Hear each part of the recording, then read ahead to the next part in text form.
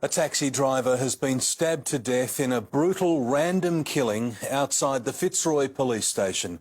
Mohammed Mukhtar was walking the short distance to his home when he was attacked and left in the street to die.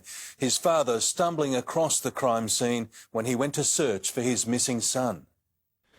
Mohammed Mukhtar's killer has no fear of police. The 31-year-old was viciously attacked barely 50 metres from the Fitzroy police station. They tapped in front of a police station. And the funny part also, no one could save his life in front of a police station. So if you don't be safe in front of a police station, where are you going to be safe?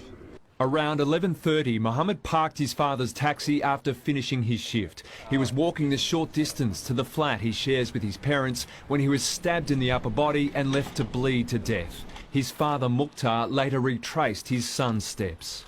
He finished his job and they killed him.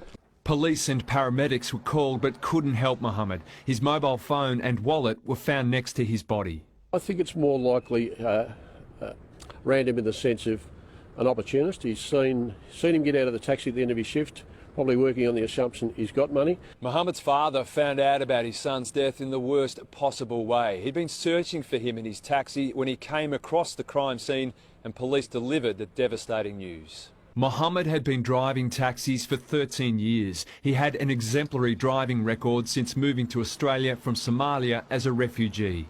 Very sad. He was a very young boy, very social, talented. It was a good goal. Yeah.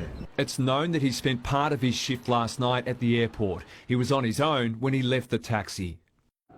And Cameron Bowe joins us now from police headquarters. Cameron, do police know who they're looking for?